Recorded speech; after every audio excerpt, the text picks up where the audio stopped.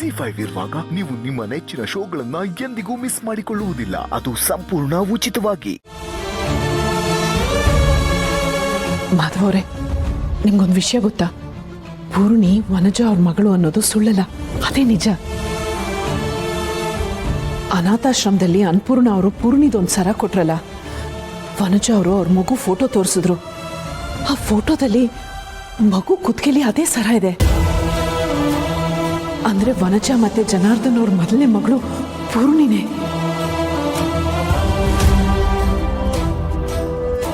Okay okay, ಇದ್ರ ಬಗ್ಗೆ ಆಮೇಲೆ ಮಾತಾಡೋಣ. ಆದರೆ ಇದು ಯಾವುದ್ರ ವಿಚಾರನೂ ನೀವೀಗ ಸದ್ಯಕ್ಕೆ ಯಾವುದನ್ನು ವನಜಾವ್ರ ಹತ್ರ ಹೇಳಬೇಡಿ. ಏನು ಹೇಳ್ಬಾರ್ದಾ? ಯಾಕೆ? ಪಾಪ ವನಜಾ ಅವರು ಮಗಳನ್ನ ನೋಡ್ಬೇಕು ಅಂತ ಆಸೆಯಿಂದ ಕಾಯ್ತಾ ಇದ್ದಾರೆ. ಪೂರ್ಣಿನು ತಂದೆ ತಾಯಿ ಯಾರು ಅಂತ ತಿಳ್ಕೊಳ್ಳೋದಕ್ಕೆ ಒದ್ದಾಡ್ತಾ ಇದ್ದಾಳೆ.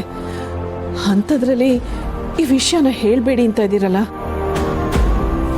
ಯಾಕೆ ಏನು ಅಂತ ನಾನು ನಿಮ್ಮ ಹತ್ರ ಆಮೇಲೆ ಹೇಳ್ತೀನಿ. ಆದರೆ ಈಗ ನಿಮಗೆ ನನ್ನ ಮಾತಿನ ಮೇಲೆ ಗೌರವ ಇದ್ದರೆ ದಯವಿಟ್ಟು ವನಜಾ ಅವ್ರ ಹತ್ರ ಏನು ಹೇಳಬೇಡಿ ಪ್ಲೀಸ್.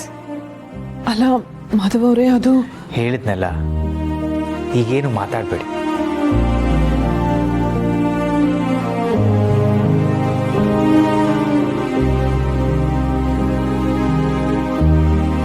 ಅಮ್ಮ ಹೋದ್ರಾ? ಇಲ್ಲ ಇಲ್ಲ, ಇದ್ದಾರೆ. ಸರಿ. ಪುಣಿ, ಒಂದು ನಿಮಿಷ. ದೇವ್ರ ಪ್ರಸಾದ ತೊಗೊಂಡು ಹೋಗ್ತಿದ್ಯಾ? ಹೀಗೆ ಹೋಗೋದು?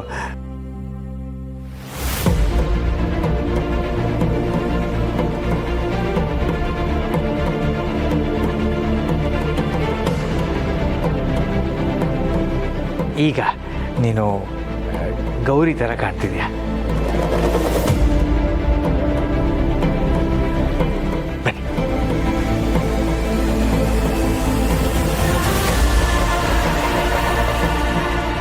ಅಮ್ಮ ತಗೊಳ್ಳಿ.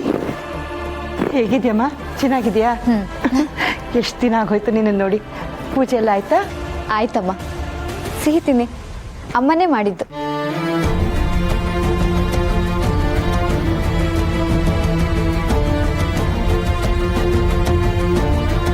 ತುಂಬ ಚೆನ್ನಾಗಿದೆ ತುಳಸಿಯವರೇ.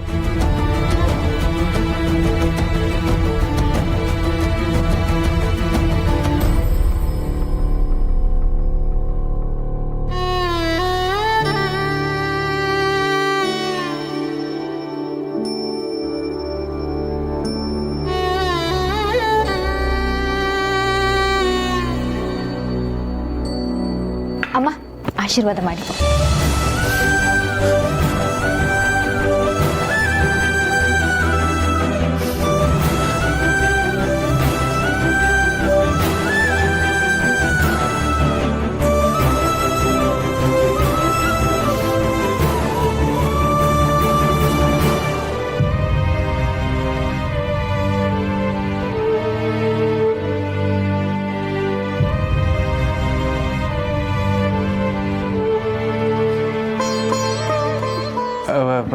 ಪೂರ್ಣಿ, ನನಗೆ ಚೂರು ತಲೆ ನೋವ್ತಾ ಇದೆ. ಒಂದು ಕಪ್ಪು ಶುಂಠಿ ಕಾಫಿ ಮಾಡಿಕೊಡ್ತೀಯಾ? ಸರಿ ಮಾವ. ಅಮ್ಮ, ನಿಮಗೂ ಕಾಫಿ ತಂದು ಕೊಡ್ತೀನಿ. ಇನ್ನೊಂದು ಸ್ವಲ್ಪ ಇಲ್ಲೇ ಇದ್ದು ಹೋಗಿ. ಅಲ್ಲ, ಅವರು ಹೊರಡ್ತೀನಿ ಅಂತ ಹೇಳ್ತಾ ಇದ್ದಾರಲ್ಲ, ಇರಲಿ ಪರವಾಗಿಲ್ಲ, ಹೊರಡಲಿ. ಅವರು ಮತ್ತೆ ಬರ್ತಾರೆ. ನನಗೆ ಕಾಫಿ ಮಾಡ್ಕೊಡು ಪ್ಲೀಸ್. ಹಾಂ ಅಮ್ಮ, ಹುಷಾರಾಗಿ ಹೋಗಿ ಬನ್ನಿ. ನೀನು ಹುಷಾರು.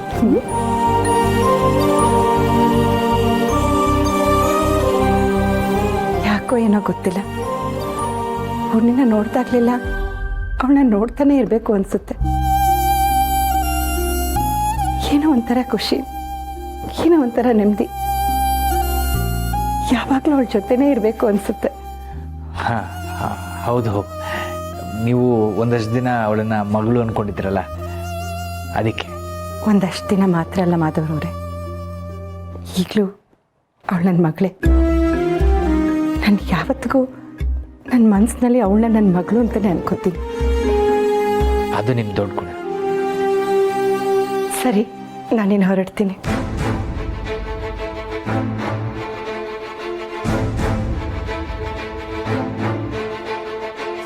ತುಳಸಿಯವರೇ, ಒಂದು ನಿಮಿಷ.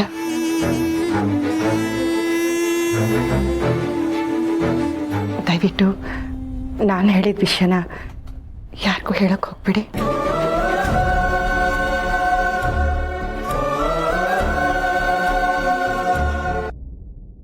ಹಲೋ ದೀಪಿಕಾ, ಮನೆಗೆ ರೀಚ್ ಆದ್ಯಾ? ಈಗಷ್ಟೇ ಬಂದೆ. ಕೈ ತುಂಬ ನೋವ್ತಿದ್ಯಾ? ನೋವಾಗದೇ ಇರುತ್ತಾ? ನಾವು ಅನುಭವಿಸ್ಲೇಬೇಕು ಅಂತ ಹಣೆಯಲ್ಲಿ ಬರೆದಿದೆ, ಅನುಭವಿಸ್ತಿದ್ದೀನಿ ಅಷ್ಟೇ. ಸಾರಿ ದೀಪಿಕಾ, ಆದರೂ ಇಂಥ ನೋವು ನನಗೆ ಊಟ ಕೊಟ್ಟು ಕಳಿಸಿದೆಯಲ್ಲ, ತುಂಬ ಥ್ಯಾಂಕ್ಸ್. ಆ್ಯಕ್ಚುಲಿ ತುಂಬ ಹಶ್ವಾಗಿತ್ತು. ಊಟನಾ? ನಾನು ಕೊಟ್ಟು ಕಳಿಸಿದ್ನಾ? ಇಲ್ಲ ಅಭಿ, ನಾನು ಊಟ ಕೊಟ್ಟು ಕಳಿಸಿಲ್ಲ. ಓ, ಹಾಗಿದ್ರೆ ಚಿಕ್ಕಮ್ಮ ಕೊಟ್ಟು ಕಳಿಸಿರ್ಬೋದು. ಅತ್ತೆನಾ?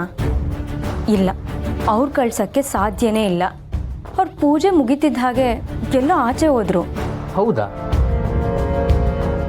ಸರಿ, ನಾನು ಆಮೇಲೆ ಕಾಲ್ ಮಾಡ್ತೀನಿ.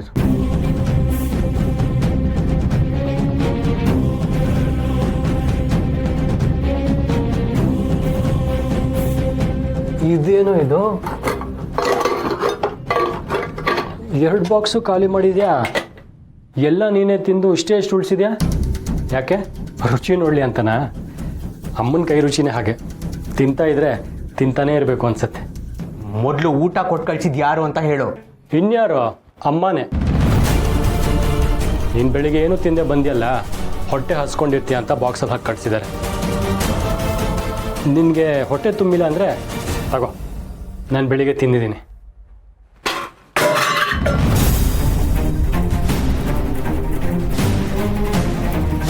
ಅಭಿ, ಏನಾಗಿದೆ ನಿನಗೆ? ಆಯಮ್ಮ ಊಟ ಕೊಟ್ಟು ಕಳಿಸಿದ್ದು ಅಂದಿದ್ರೆ ನಾನು ಮುಟ್ತಾನೆ ಇರಲಿಲ್ಲ. ಅಭಿ, ಯಾಕೋ ಹೀಗಾಗ್ತಿದ್ಯಾ? ಅಮ್ಮ ಕೊಟ್ಟಿರೋ ಊಟನ ಖುಷಿಯಿಂದ ತಿನ್ಬೇಕು ಹೊರತು ಈ ರೀತಿ ಅಹಂಕಾರ ತೋರಿಸ್ಬಾರ್ದು. ಅವ್ರ ಪ್ರೀತಿಗೆ ಕಾಳಜಿಗೆ ನಾವು ಸ್ವಲ್ಪನಾದ್ರೂ ಬೆಲೆ ಕೊಡಬೇಕು. ನನಗೆ ಯಾರ ಪ್ರೀತಿನೂ ಬೇಕಾಗಿಲ್ಲ, ಯಾರ ಕಾಳಜಿನೂ ಬೇಕಾಗಿಲ್ಲ. ಅಮ್ಮ ತೀರ್ಕೊಂಡ್ಮೇಲೆ ನನಗೆ ಚಿಕ್ಕಮ್ಮನೇ ಎಲ್ಲ. ಅದನ್ನ ಬಿಟ್ಟು ಇನ್ಯಾರೋ ಬಂದು ನನಗೆ ಕಾಳಜಿ ತೋರಿಸೋದ್ರ ನಾಟಕ ಆಡಿದ್ರೆ ನಾನು ಕರ್ಗೋನಲ್ಲ. ನಾಟಕನಾ? ಇದು ಯಾವುದು ನಾಟಕ ಅಲ್ಲ ಅಭಿ. ಮುಂಚೆ ನಾನು ನಿನ್ನ ಹಾಗೆ ಆಡ್ತಿದ್ದೆ. ಈಗ ಅವ್ರು ಏನು ಅಂತ ಅರ್ಥ ಆದಮೇಲೆ ಅವರಲ್ಲಿ ಅಮ್ಮನ್ನ ಕಾಣ್ತಿದ್ದೀನಿ. ಅದು ನಿನ್ನ ದಡ್ತನ. ಅವ್ರು ಎರ್ಚಿರೋ ಮಂಕು ಬುದ್ಧಿಗೆ ಮರಳಾಗಿದ್ಯಾ ನೀನು. ಪ್ರೀತಿ ಅನ್ನೋ ಹೆಸರಲ್ಲಿ ಮನೇಲಿ ಎಲ್ರೂ ಮರಳು ಮಾಡಿದ್ದಾರೆ ಅವರು. ಸ್ಟಾಪ್ ಇಟ್ ಅಭಿ, ನಿನ್ನ ದಡ್ತನಕ್ಕೆ ಅವ್ರನ್ನ ದೂರಬೇಡ. ದೂರ್ತಿರೋನು ನಾನಲ್ಲ, ನೀನು. ಯಾರ್ಯಾರನ್ನ ವಹಿಸ್ಕೊಂಡು ಜೊತೆಲಿ ಹುಟ್ಟಿರೋ ತಮ್ಮನ್ನೇ ದೂರ ಮಾಡ್ತಿದ್ಯಾ. ಸರಿ ಬಿಡು, ಬೆಳಿಗ್ಗೆ ನಡೆದಿದ್ದು ಮನಸ್ಸಲ್ಲಿ ಇಟ್ಕೊಂಡು ಹೀಗೆಲ್ಲ ಮಾತಾಡ್ತಿದ್ಯಾ. ಈಗ ನಾನು ನಿನ್ನ ಹತ್ರ ಏನೂ ವಾದ ಮಾಡೋಕ್ಕೆ ಹೋಗಲ್ಲ, ಆಗಿದ್ದಾಗೋಯ್ತು. ಬಾ, ನಾಳೆ ಮೀಟಿಂಗ್ ಪ್ರೆಸೆಂಟೇಷನ್ ರೆಡಿ ಮಾಡೋಣ. ಬೇಕಾಗಿಲ್ಲ, ನನಗಿದು ಯಾವುದು ಬೇಕಾಗಿಲ್ಲ. ಅದೇನು ಮಾಡ್ಕೋತೋ ನೀನೇ ಮಾಡ್ಕೋ, ನನಗೆ ಬೇರೆ ಕೆಲಸಗಳಿವೆ.